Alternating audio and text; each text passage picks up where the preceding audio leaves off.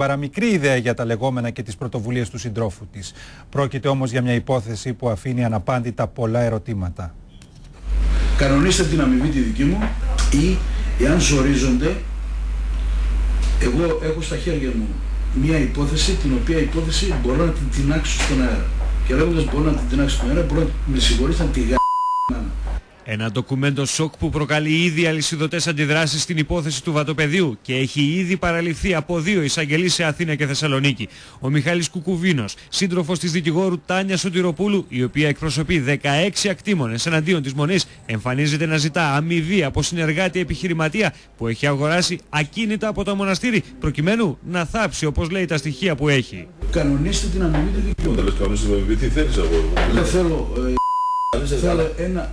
Καταρχήν να μιλήσεις λογικά. Πάρα πολύ λογικός. Και λογικός και κύριος απέναντι. Πες μου τι θες, το μεταφέρω εγώ τώρα. Λοιπόν, και αυτό το οποίο όμως θα πω δεν θα έχει παζάρια. Για πες. Θέλω ένα ακίνητο, το οποίο να του δώσω σε έναν, όχι 4 ακίνητα. Και μία αμοιβή για μένα, και αυτό δεν το διαπραγματεύουμε με τίποτα, της τάξης των 80.000 ευρώ. Τα ακίνητα αυτά έχουν 300 με 400 χιλιάρικα το καθένα. Θα μου δώσεις μια αποτεσμία για 2-3 μέρες. Μέχρι την Παρασκευή. Θα σε παρακαλέσω θερμά. Τις εφημερίδες πάλι εσύ πήγες στην ανακάλυψη? Όχι, δεν τα ανακάλυψα εγώ. Τις εφημερίδες εγώ μπορώ να τον τεινάξω τον Πάπη σας στον αέρα με τις εφημερίδες.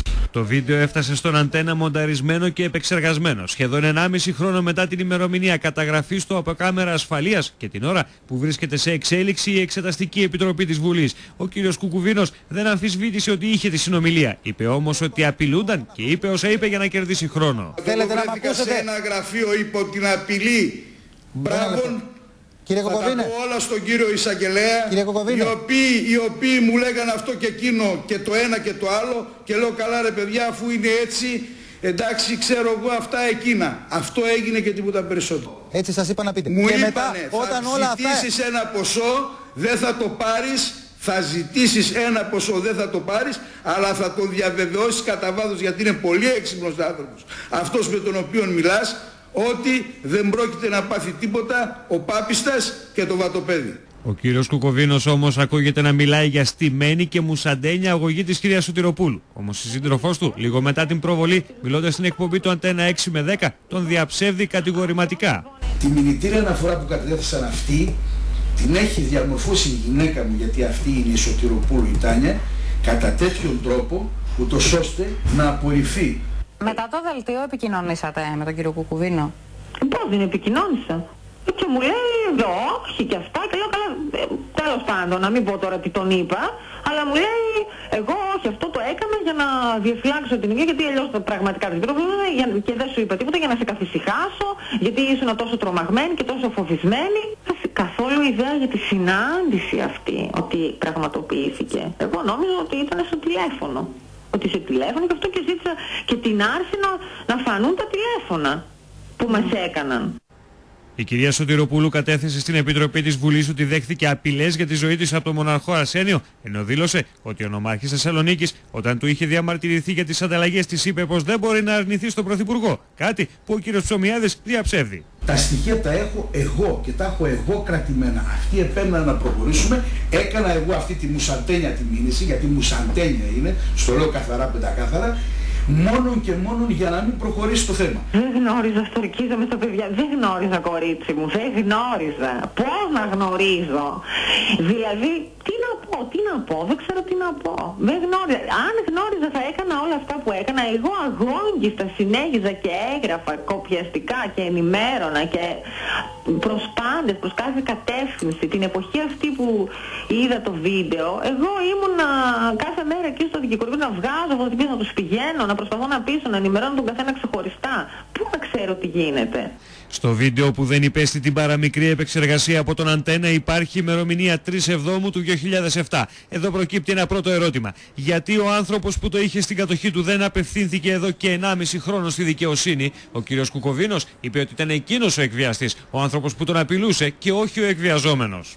Εάν όμως ο κύριος αυτός θεωρούσε τον εαυτό του εκβιαζόμενο, όφιλε να παραδώσει αυτό το υλικό, χωρίς να καλύψει το πρόσωπό του. Προκύπτει όμως ένα δεύτερο ερώτημα. Γιατί ο κύριος Κουκουβίνος δεν ζήτησε τη βοήθεια της δικαιοσύνης από τη στιγμή που απειλούνταν και αυτός και η σύντροφός του? Γιατί δεν είπε τίποτε στη σύντροφό του ο κύριος Κουκουβίνος? Γιατί επιλέγει να την εκθέσει λέγοντας ότι έκανε μουσαντένια μήνυση? Και τέλος, πώς την ώρα που απειλείται εμφανίζεται να ζητά ανταλλάγματα θέτοντας και όρους? Τώρα ή κάνω την ακύρωση και εγγράφω τις διεκδικητικές αγωγές κυριότητας στα ακίνητα τα συγκεκριμένα, ή το σταματάω, παίρνω ένα ακίνητο για τη δική μου την αμοιβή εγώ στο χέρι. Να μην έχω μια αλληλεκτική. 2 καταστάρια.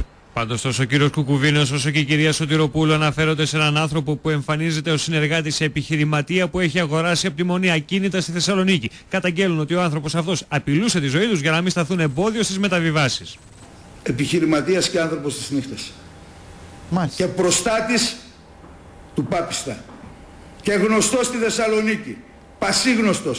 Και τα λέω αυτά γιατί από εδώ και πέρα ξέρω ότι κινδυνεύω πραγματικά.